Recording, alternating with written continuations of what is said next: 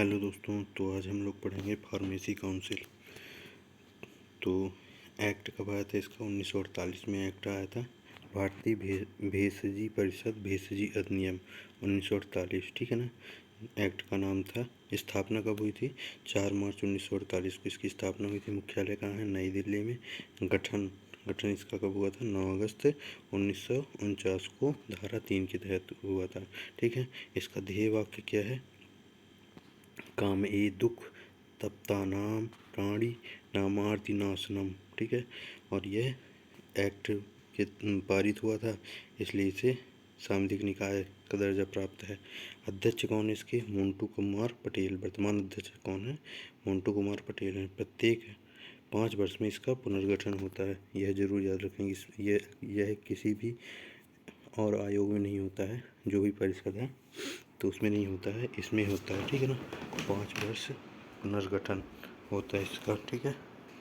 कार्य कार्य क्या है इसका? भारत और राज्यों में तो अपना तो एमपी है, तो एमपी का होगा, ठीक है ना।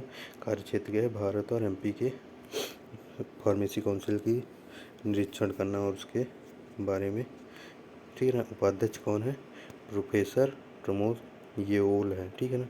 प्रोफेसर प्रमोद येओल है, ठीक है ना, इसके उपाध्यक्ष।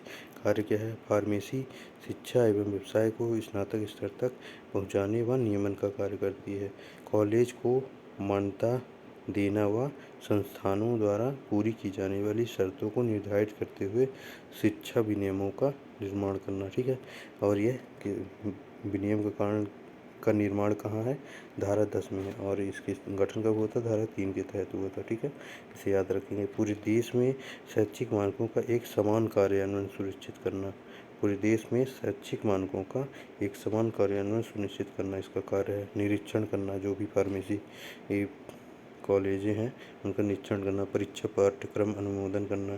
शैक्षणिक प्रशिक्षण संस्थानों की स्वीकृति प्रदान करना।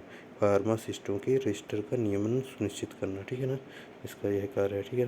अब हम आगे पढ़ेंगे नर्सिंग काउंसिल, ठीक है। इसे हिंदी में और क्या कहते हैं? भारतीय उपचर्या परिषद। तो इसका गठन कब किया गया था? 1947 में किया गया था। भारतीय नर्सिंग परिषद, ठीक है ना। भारतीय नर्सिंग परिषद इसे कहते हैं। The Indian nursing council. इसके वर्तमान अध्यक्ष कौन है? टी दिलीप कुमार है। मुख्यालय कहाँ है? नई दिल्ली में। उपाध्यक्ष कौन है? आशा शर्मा। नर्स कौन होती है? आशा, जो अपने गांव में होती हैं, तो ऐसे उपाध्यक्ष ऐसे याद कर लेंगे, आशा शर्मा, ठीक है। उद्देश्य नर्सों, दाइयों और स्वास्थ्य आगंतुकों के लिए प्रशिक्षण का एक समान मानक स्थापित करना। इसका उद्देश्य क्या है? नर्सों, दाइयों, स्वास्थ्य आगंतुकों के लिए प्रशिक्षण का एक समान मानक स्थापित करना भी इसका कार्य है। भारतीय नर्सिंग परिषद भारत में नर्सों व उनकी शिक्षा की नियामक संस्था है, ठीक है ना। यह जो है भारत में नर्सों व उनकी शिक्षा की नियामक संस्था है, एक भारतीय नर्सिंग परिषद। अंतर्गत कार्य स्वास्थ्य एवं परिवार कल्याण मंत्रालय के तहत यह कार्य करती है, ठीक है ना। स्वास्थ्य एवं परिवार कल्याण मंत्री कौन है? इसे भी याद रखेंगे, आप लोग कमेंट करके बताएंगे कौन है अभी, ठीक है ना। भारतीय नर्सिंग परिषद अधिनियम 1947 की धारा 3(1) के अंतर्गत भारत में नर्सों के प्रशिक्षण के मानक तय करने व उनकी एक समान शिक्षा का प्रावधान करने हेतु की गई थी इसकी स्थापना, ठीक है ना। यह एक सांविधिक निकाय है, ठीक है ना, क्योंकि इसका भी तो अधिनियम के द्वारा किया गया है गठन। तो इसकी इंडियन नेशनल INC की इंडियन नर्सिंग काउंसिल की संरचना क्या है? एक अध्यक्ष, उपाध्यक्ष और 15 सदस्य होते हैं। अध्यक्ष क्या है? चुनाव परिषद द्वारा किया जाता है अध्यक्ष का चुनाव, ठीक है। अध्यक्ष प्लस उपाध्यक्ष प्लस सदस्य, कार्यकाल 5 वर्ष में, ठीक है ना। इसके अध्यक्ष कौन है? आप लोग कमेंट करके बताएंगे, ठीक है। सभी का कार्यकाल 5 वर्ष का होता है, ठीक है। सदस्य राज्य के नर्स सदस्य संबंधित राज्य नर्सिंग परिषदों द्वारा चुने गए, ठीक है ना। लोकसभा और राज्यसभा सांसद नामित, ठीक है, सदस्य होते हैं। नर्सिंग संस्थान के संकाय द्वारा चुने गए प्रतिनिधि, ठीक है ना, ये होते हैं सदस्य, ठीक है। एक सचिव है BP शर्मा, और कार्य क्या है? नर्सिंग शिक्षा में एक रूपता लाना है, ठीक है। चलिए अपने नेक्स्ट पढ़ते हैं। भारतीय वेटनरी काउंसिल इसी के साथ है तो पढ़ लेते हैं। तो भारतीय वेटनरी काउंसिल इसका गठन कब किया गया था? 1984 में भारतीय वेटनरी एक्ट 1984 के तहत एक्ट पारित कब हुआ था? 18 अगस्त 1984 को।